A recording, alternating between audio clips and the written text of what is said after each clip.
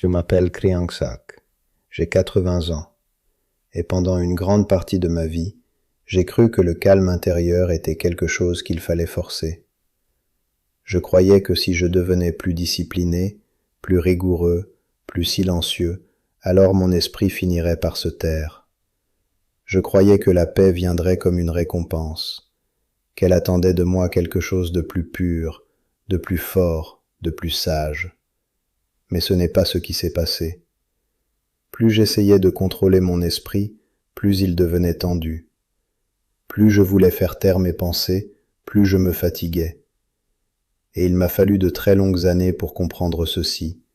L'esprit ne se calme pas parce qu'on le serre plus fort. Il se calme quand on cesse de nourrir ce qui le maintient agité. Les 5 enseignements dont je vais te parler aujourd'hui n'ont pas seulement adouci mon mental. Ils ont changé ma manière de vivre, de sentir, de vieillir, et même d'aimer. Je suis né dans un petit village du nord de la Thaïlande. Une vie simple, dure, très concrète. On se levait tôt, on travaillait, on supportait. On ne parlait presque jamais du bruit intérieur. On n'enseignait pas aux enfants à observer leurs pensées. On leur apprenait surtout à continuer. Alors j'ai grandi sans savoir que mon esprit pouvait devenir un monde entier à lui seul. Je croyais simplement que penser beaucoup faisait partie de la vie, que l'inquiétude était normale, que la tension était une forme de sérieux. Quand je suis entré au temple encore jeune, j'ai cru que le silence des moines corrigerait cela. Mais au lieu de me donner immédiatement la paix, ce silence m'a montré à quel point mon esprit était plein. Je me souviens très bien de ces premières années. Mon corps était assis, mais mon esprit était partout. Dans les souvenirs, dans le futur, dans les comparaisons, dans la honte, dans les peurs, dans les questions sans fin. Et chaque fois que je remarquais cette agitation, je croyais qu'il fallait me durcir encore. Plus de discipline, plus d'efforts, plus de contrôle. Je pensais qu'un bon moine devait avoir un esprit propre, calme, clair, presque sans remous. Alors quand les remous apparaissaient, je me jugeais. Je croyais échouer. Je n'avais pas encore compris que le vrai chemin ne commence pas par la guerre contre l'esprit, mais par la compréhension de ce qui l'agite. Tu vois, c'est cela que beaucoup de gens ne comprennent pas tout de suite. Ils veulent du calme sans regarder ce qui nourrit leur agitation. Ils veulent le silence sans voir ce qu'ils répètent intérieurement. Ils veulent la paix comme un résultat, mais continuent à entretenir les habitudes qui les séparent d'elle. Moi aussi, j'ai vécu comme ça pendant longtemps. Et c'est pour cela que ces 5 enseignements sont devenus si précieux pour moi. Ils ne m'ont pas donné un esprit parfait. Ils m'ont appris comment ne plus vivre sous sa tempête. Le premier enseignement, c'est revenir au présent. Cela semble simple, presque trop simple, mais ce n'est pas une petite chose. Pendant des années, je vivais rarement là où j'étais. Si je mangeais, je pensais. Si je marchais, je pensais. Si quelqu'un me parlait, une partie de moi préparait déjà une réponse, ou rejouait autre chose intérieurement. L'esprit devenait bruyant parce qu'il quittait sans cesse l'instant. Il allait dans le passé pour rouvrir des blessures. Il allait dans le futur pour imaginer des dangers. Et ce mouvement constant créait de la fatigue. Le retour au présent ne m'a pas donné une paix immédiate comme un miracle. Il m'a donné quelque chose de plus vrai. Il a cessé de nourrir le feu. Je ne parle pas ici d'une présence théorique. Je parle de choses très concrètes.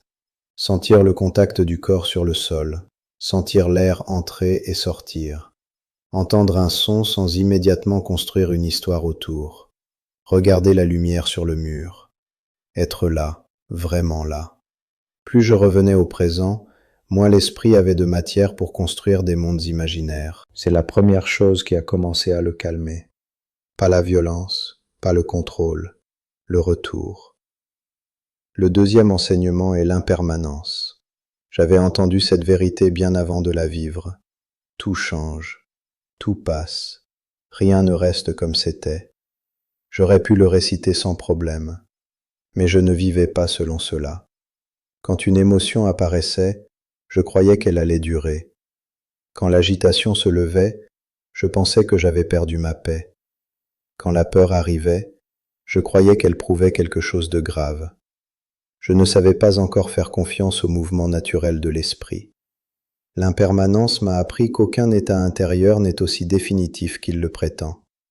Une pensée monte, une peur monte, une honte monte, puis tout cela change. Cela ne signifie pas que ce n'est pas réel. Cela signifie que ce n'est pas fixe. And here's what I didn't understand then. Une grande partie de mon agitation venait du fait que je traitais chaque état mental comme une vérité durable. Si je me sentais agité, j'en concluais que j'étais agité. Si j'avais peur, j'en concluais que le danger était installé. Mais l'impermanence m'a montré autre chose. L'esprit bouge, il change. Il n'est pas stable par nature. Le croire définitif, c'est déjà se condamner à souffrir davantage. Quand j'ai commencé à faire confiance au fait que cela aussi passera, le mental a perdu une partie de sa violence. Le troisième enseignement est le non-attachement. Celui-là a été très difficile pour moi, parce que je ne voyais pas à quel point j'étais attaché à certaines formes de paix. Je voulais les garder. Je voulais des méditations calmes, des journées claires, un cœur paisible, une image de moi comme homme stable et centré. Et dès que ces choses bougeaient, je souffrais. Je croyais chercher la paix. En réalité, j'étais attaché à certaines formes de paix. Il y a une grande différence. Le non-attachement m'a appris à ne pas m'agripper aux états, même aux plus agréables, même aux plus spirituels. La paix n'est pas un objet à posséder. Le calme n'est pas un trophée intérieur. Quand j'ai commencé à lâcher cela, l'esprit est devenu moins nerveux. Il n'avait plus à défendre ou à retenir autant. Tu sais ce qui m'a surpris le plus? Je pensais que le détachement me rendrait plus froid. Ce fut le contraire. Il m'a rendu plus disponible, plus souple, plus vrai. Parce que quand tu n'es plus occupé à retenir ce que tu aimes, tu peux enfin l'habiter librement pendant qu'il est là. Cela vaut pour les états intérieurs comme pour les personnes, les moments, les saisons de la vie. L'attachement sert. Le non-attachement laisse respirer. Et un esprit qui respire devient plus calme. Le quatrième enseignement, c'est la compassion, et celui-là m'a profondément corrigé. Pendant des années, j'ai cru que l'esprit se calmait par la dureté. J'étais sévère avec mes pensées, sévère avec ma distraction, sévère avec ma fatigue, sévère avec mes émotions. Je pensais qu'un esprit discipliné naît dans la rigueur, mais ce que j'ai découvert, c'est qu'un esprit attaqué devient plus agité, plus défensif, plus honteux, plus bruyant. La compassion n'a pas supprimé mes pensées difficiles. Elle a supprimé une partie de la violence autour d'elle, et cela a changé beaucoup de choses. Quand j'ai commencé à me traiter avec un peu plus de bonté intérieure, le tumulte s'est adouci.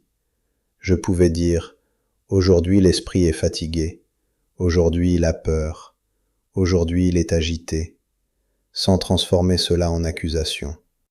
C'est immense, parce que très souvent, ce n'est pas seulement la pensée qui nous fait souffrir, c'est aussi tout le jugement que nous ajoutons dessus.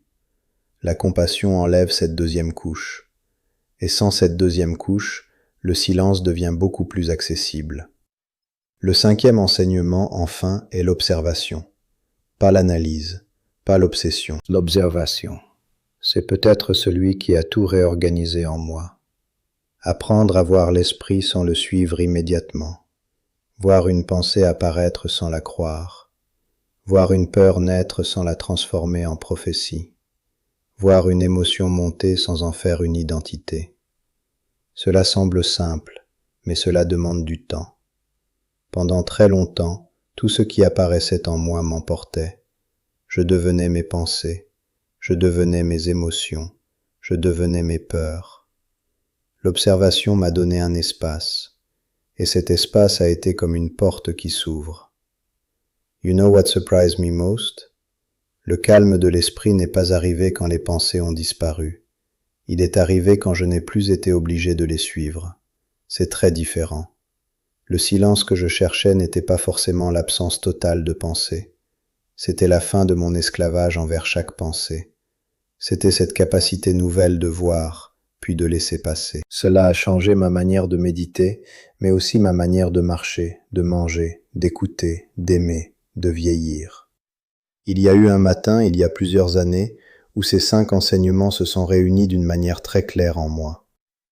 Je m'étais réveillé avec l'esprit déjà plein, des souvenirs, des inquiétudes, une fatigue vague. Avant, j'aurais immédiatement voulu corriger cet état, mais ce matin-là, je me suis simplement assis. Je suis revenu au présent. J'ai laissé les pensées bouger sans les prendre pour vérité. J'ai rappelé à mon cœur que cela changerait. Je n'ai pas essayé de garder une image de moi comme homme parfaitement paisible. J'ai rencontré tout cela avec un peu de compassion. Et j'ai observé. Pas de miracle, pas de grande vision. Juste un esprit qui cessait lentement d'être nourri par mon ancienne manière de vivre. Et dans cet arrêt de la nourriture, le bruit a commencé à tomber. Ce que la plupart des gens ne réalisent pas, c'est que beaucoup de leur souffrance mentale ne vient pas du contenu de l'esprit, mais de leur relation au contenu. Ils donnent de l'importance à tout. Ils veulent retenir les bons états. Ils veulent chasser les mauvais.